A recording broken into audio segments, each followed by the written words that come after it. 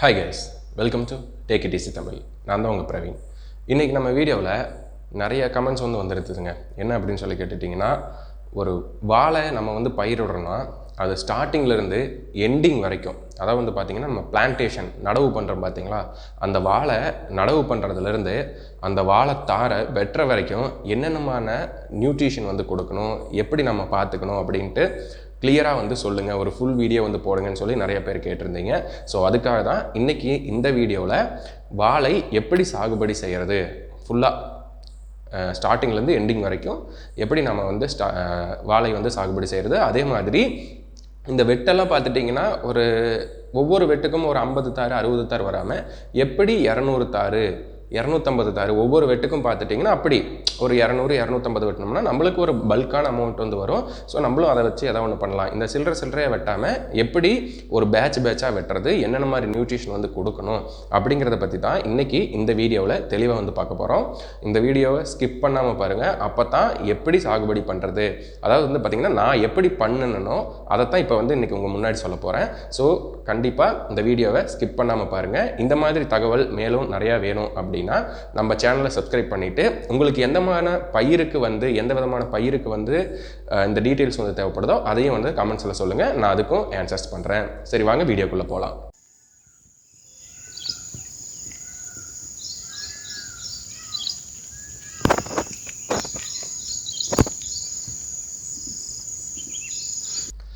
எந்த ஒரு பயிருக்கும் நான் ஃபஸ்ட்டு என்றைக்குமே சொல்கிறது நல்ல ஒரு பயிரை தேர்ந்தெடுங்க அப்படின்னு என்றைக்குமே சொல்ல மாட்டேன்.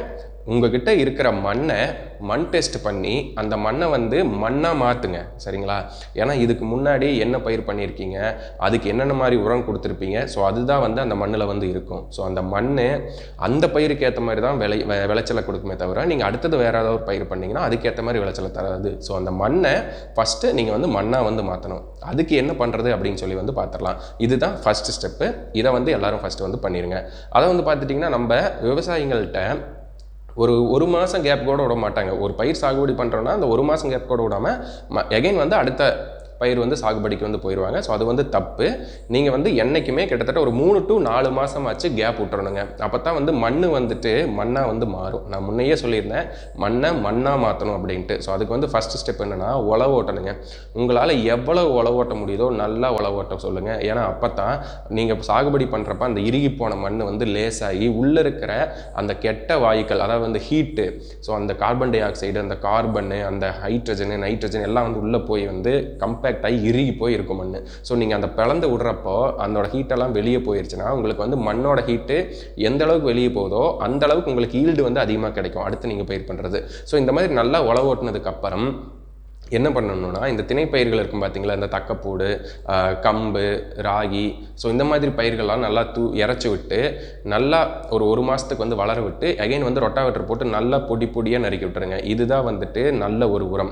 அதுக்கப்புறம் பார்த்துட்டிங்கன்னா இந்த தொழு உரம் ஏதாவது கிடச்சிதுன்னா அதையும் இறச்சி விட்டு அகைன் ஓட்டி விடுங்க. ஓட்டி விட்டுட்டு ஒரு மாதம் நல்லா விட்டுருங்க. விட்டதுக்கப்புறம் இன்னொரு டைம் ஓட்டி விட்டு அதுக்கப்புறம் பார் போடுறீங்களோ இல்லை என்ன பயிர் போடுறீங்களோ அதுக்கேற்ற மாதிரி உங்கள் நிலத்தை ரெடி பண்ணி வச்சு பயிரை போட்டிங்கன்னா நல்லா இருக்கும். ஸோ இப்படி பண்ணதுக்கப்புறம் வாழை சாகுபடி என்ன பண்ணணும் அப்படின்னா, இந்த மண்ணாக மாற்றணும், சரிங்களா? அதுதான் ஃபர்ஸ்ட் ஸ்டெப்பு. அதை மறந்துடாதீங்க. அதுக்கப்புறம் வாழை சாகுபடியில் முக்கியமானது என்னென்னா கண்ணு நல்ல கண்ணாக தேர்ந்தெடுக்கணுங்க. என்ன அப்படின்னா, எல்லாரும் சொல்கிறது என்னென்னா, நம்ம கண்ணை ஃபால்ட்டாக தேர்ந்தெடுத்ததுக்கப்புறம் நம்ம இவ்வளவு உப்பு கொடுக்குறேன், இவ்வளவு இன்புட் கொடுக்குறேன், ஒன்றுமே கிடைக்கலன்னு நிறைய விவசாயிகள் நம்ம கடையிலே புலம்பியிருக்காங்க. ஸோ அதுக்கு முக்கியமான ஒரு விஷயம் என்னென்னா, தேர்ந்தெடுக்கக்கூடிய கண்ணை நல்ல கண்ணாக தேர்ந்தெடுத்துட்டிங்கன்னா உங்களுக்கான ஈல்டு நல்லா கிடைக்கும்.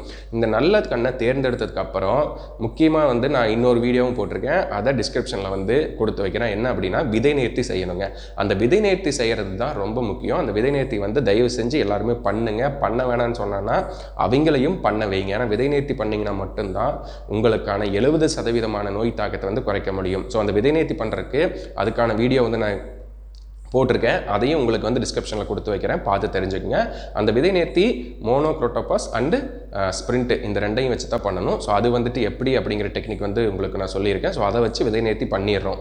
பண்ணி முடிச்சதுக்கப்புறம் என்ன பண்ணுறோம் அப்படின்னா, இந்த ஒரு 30 நாள் இடைவெளியில் வந்து பார்த்துட்டிங்கன்னா அந்த முளப்பு முட்டும். அந்த முளப்பு முட்டுறதுக்கு முன்னாடி பார்த்திங்கன்னா களைகள் வளரும். முக்கியமாக நான் வந்து இந்த கலை மேலாண்மை அப்படிங்கிறது வந்துட்டு 3வது ஸ்டெப்பு சரிங்களா. ஃபஸ்ட்டு வந்துட்டு மண்ணை மண்ணாக்குறோம், செகண்டு வந்துட்டு நல்ல ஒரு கண்ணை வந்து தேர்ந்தெடுக்கிறோம். 3வது ஸ்டெப் என்ன அப்படின்னு சொல்லி கேட்டுட்டிங்கன்னா கலை மேலாண்மை.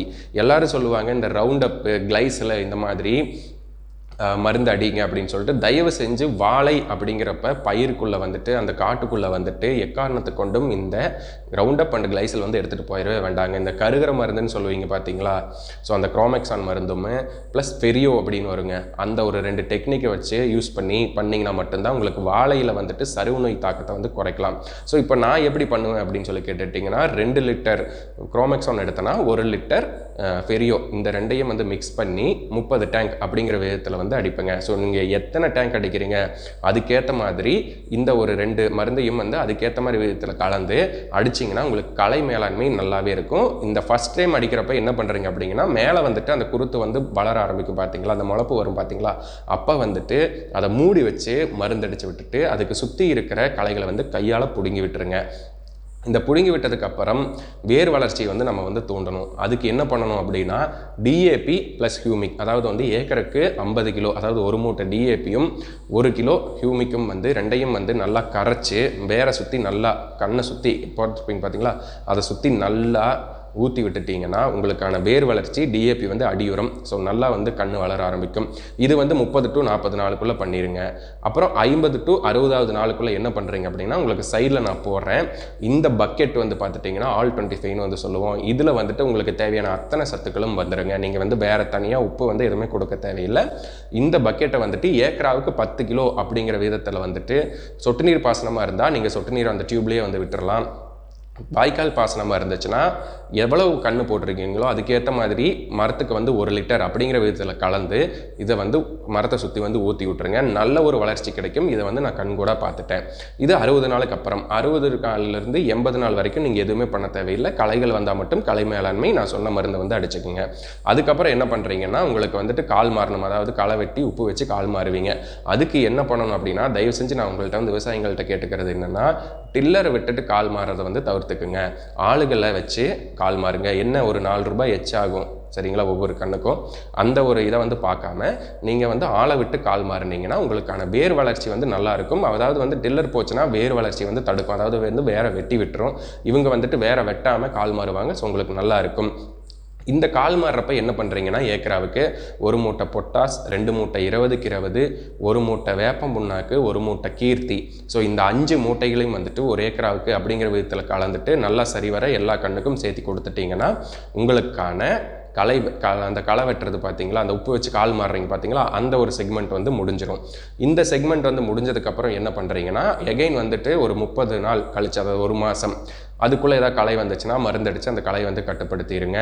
இந்த 30 நாள் கழிச்சதுக்கப்புறம் என்ன பண்ணுறீங்க அப்படின்னா 100 to 120 அந்த நாளுக்குள்ளே மறுபடியும் ஆல் 25 ஏக்கராவுக்கு 10 கிலோ அப்படிங்கிற விதத்தில் வந்துட்டு கொடுத்துருங்க, டோசேஜ் கொடுத்தீங்கன்னா உங்களுக்கு வந்துட்டு நல்ல ஒரு வளர்ச்சி வந்து நீங்கள் கண்கூட பார்க்கலாம். அதுக்கப்புறம் வந்து பார்த்தீங்கன்னா முக்கியமாக நான் சொல்ல வேண்டியது வந்து என்ன அப்படின்னு சொல்லி கேட்டுட்டிங்கன்னா உங்களுக்கு வந்துட்டு சைடில் வந்து பார்த்துட்டிங்கன்னா இடக்கண்ணு வந்து வளரும். தயவு செஞ்சு அதை வந்து வளர விடாதீங்க.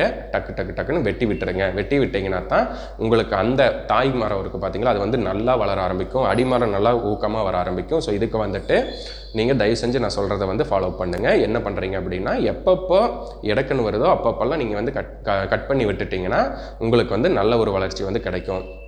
அதுக்கப்புறம் ஒரு 5 to 6 மாதத்து வரைக்கும் இந்த ஒரு சைக்கிள், அதாவது வந்து கலை மேலாண்மை வந்துச்சுன்னா அந்த மருந்து மறுபடியும் வந்து பார்த்துட்டிங்கன்னா ஒரு 30 நாள் கழிச்சு ஆல் 25 வந்து விட்டுருங்க. ஸோ இந்த ஆல் 25 அப்படிங்கிறது வந்து நம்ம 3 டைம் கொடுத்துட்றோம், 1 டைம் உப்பு வச்சுட்டோம்.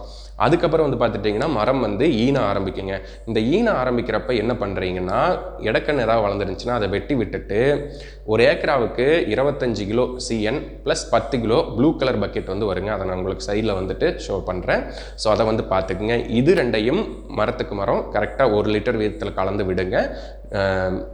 சொட்டு நீர் பாசனமாக இருந்தால் அந்த சொட்டு நீர் பாசனம் எவ்வளோ தண்ணி போகணும் உங்களுக்கு தெரியும். அதுக்கேற்ற மாதிரி எத்தனை கேட் வால் வச்சுருக்கீங்களோ ஒரு ஏக்கராவுக்கு அதுக்கேற்ற மாதிரி இந்த 10 கிலோவையும் இந்த 25 கிலோவையும் பிரித்து விட்டுட்டிங்கன்னா எல்லாமே வந்துட்டு நான் சொன்ன பார்த்தீங்களா ஒரே மாதிரி ஈனுச்சுனா தான் பேட்சாக வெட்ட முடியும். ஒரு குறைஞ்சது 200 வெட்டலாம். ஸோ அதுக்கு வந்து முக்கியமான ஸ்டெப் வந்துட்டு இது தாங்க. இது விட்டு மறுபடியும் 30 நாள் கழிச்சதுக்கப்புறம் வந்து பார்த்துட்டிங்கன்னா உங்களுக்கு தார் வந்து நல்லா போட ஆரம்பிச்சுக்கும். அப்போ வந்துட்டு மறுபடியும் இடக்கண்ணு வரும். ஸோ அந்த இடக்கண்ணு வந்துட்டு நீங்கள் அறுத்து விட்டுருங்க. இந்த தார் வந்ததுக்கப்புறம் வந்து பார்த்துட்டிங்கன்னா உங்களுக்கு வந்து களை மேலாண்மை வந்து ரொம்ப கம்மியாயிரும். ஏன்னு சொல்லி கேட்டுட்டிங்கன்னா இலை வந்து நல்லா இருக்குங்க. இப்போ வந்து முக்கியமாக கவனிச்சுக்கணும், இந்த பழுப்பு வெளுக்குது அப்படின்னு சொல்கிறாங்க பார்த்தீங்களா, அதுக்கெல்லாம் ஜிங்க் சல்ஃபேட் ஃபெரஸ் சல்ஃபேட் வந்து விட சொல்லுவாங்க. அதுவுமே நம்ம இந்த கொடுக்குற பக்கெட்டில் வந்து கலந்து வந்துறங்காட்டி உங்களுக்கு இலை வந்து வெளுக்காது. நம்ம வந்துட்டு கிளைபோசெட் அப்படின்னு சொல்லக்கூடிய ரவுண்ட் அப் அண்ட் கிளைசல் இது ரெண்டையும் காட்டுக்குள்ளே கொண்டு போக மாட்டோம். ஸோ நான் சொன்ன மருந்தை மட்டும் வச்சு களை மேலாண்மை பண்ணிங்கன்னா சருகு நோயும் வராது. நீங்கள் வந்துட்டு நல்லபடியாக உங்களோட இலையை வந்து காப்பாற்றி நல்ல ஒரு விவசாயம் பண்ணி நல்ல ஒரு ஈல்டு வந்து எடுக்கக்கூடிய ஒரு லெவலுக்கு வந்துடுவீங்க. ஸோ அதுக்கப்புறம் வந்துட்டு உங்களுக்கான தார் வந்து நல்ல ஒரு வெயிட்டில் வரும். இந்த ஒரு 30 நாள் நம்ம கொடுத்துறோம் பார்த்தீங்களா, அதுக்கப்புறம் வந்து பாதி தார் ஆயிருங்க. அந்த அரைத்தார் அப்படிங்கிற ஒரு ஸ்டேஜுக்கு வந்து வந்துடுச்சுன்னா நீங்கள் என்ன பண்ணணும் அப்படின்னா ரீமர் அப்படிங்கிற ஒரு ப்ராடக்ட் இருக்குங்க.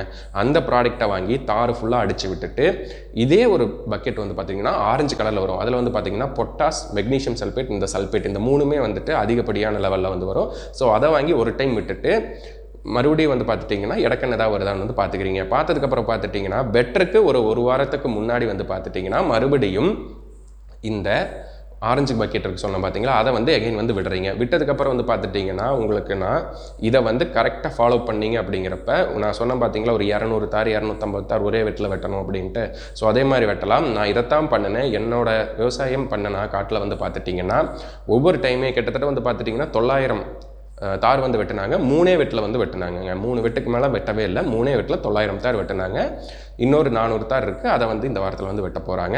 ஸோ இதே மாதிரி பண்ணிங்க அப்படிங்கிறப்ப உங்களுக்கும் இந்த மாதிரியான விளைச்சல் வந்து கிடைக்கும். நல்ல ஒரு விவசாயம் வந்து பண்ணலாம்.